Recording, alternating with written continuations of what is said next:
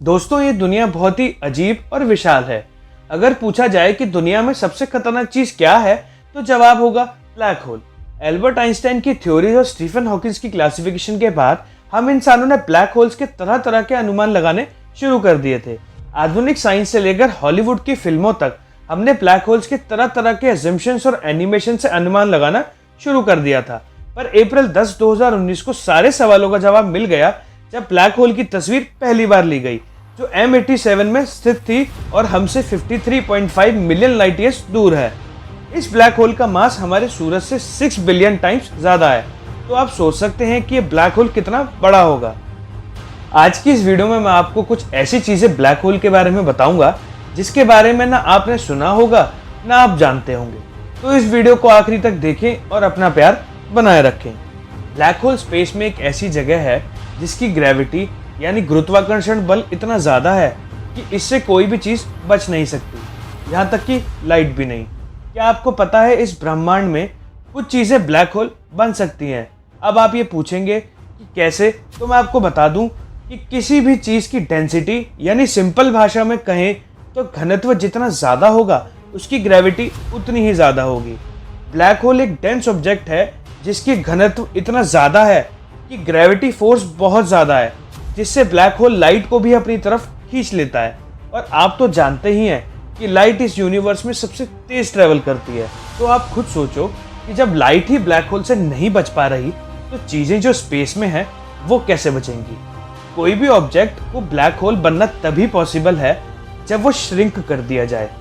जैसे ही वो object shrink होगा उसकी डेंसिटी बढ़ जाएगी, जिससे ग्रेविटी बहुत ज़्यादा बढ़ जाएगी, जिससे वह सब कुछ अपने अंदर खींचने लगेगा। तो चलिए अब आपको बताता हूँ कि ब्लैक होल बनने की शुरुआत कैसे होती है। ब्लैक होल बनना तभी पॉसिबल है जब कोई स्टार मरता है। जैसे ही कोई स्टार की डेथ होना शुरू होता है तो वो श्रिंक होना शुरू हो जाता है। आप तो जानते ही हैं कि हमारा सूरज भी एक स्टार है, तो ये सवाल उठना लाजमी है कि हमारा सूरज भी कभी ब्लैक होल बन सकता है या नहीं। इसका जवाब है नहीं, बिल्कुल नहीं। ब्लैक होल बनने के लिए एक कंडीशन है। हमारा सूरज इतना बड़ा नहीं है कि उसे अगर श्रिंक कर दिया जाए तो वह ब्लैक होल बन जाए। ब्लैक होल बनने के लिए हमारे सूरज को 2 से 3 गुना बड़ा होना पड़ेगा, जिसे प्लैंक मास कहते हैं। प्लैंक मास वो मास है जितना ब्लैक होल बनने के लिए चाहिए ही, या तो उससे ज्यादा। अगर प्लैंक मास कम है तो ब्लैक होल नहीं बन सकता, जैसे हमारा सूरज। तो आइए अब हम समझ लेते हैं कि ब्लैक होल के पास समय में कैसे बदलाव आते हैं। ब्लैक होल के हम जितना करीब जाएंगे उतना ही समय स्लो होता है और ब्लैक होल की सतह पे तो समय रुक ही जाता है। ब्लैक होल के पास टाइम इतना ज़्यादा श्रिंक हो सकता है कि हर एक सेकंड ब्लैक होल का धरती के कई वर्षों के बराबर हो सकता है। ब्लैक होल के अंदर किसी भी तरह के फिजिक्स के लॉ अप्लाई नहीं हो सकते। पर क्या आपको पता है कि ब्लैक होल्स को ब्लैक होल से क्यों कहा जाता है? क्योंकि ब्लैक होल से लाइट स्किप नहीं कर सकती। पर इसका मतलब ये नहीं है कि ब्लैक होल्स में लाइट नहीं होती। वो जो लाइट है हमारी आंखों तक नहीं पहुंच पा रही, क्योंकि ब्लैक होल से लाइट बचकर जा ही नहीं सकती।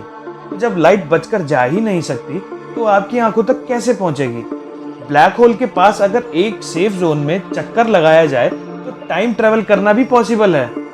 अब आप शायद ये सोच रहे होंगे कि जब ब्लैक होल इतना खतरनाक है तो ये कहीं हमारे सौरमंडल के पास तो नहीं।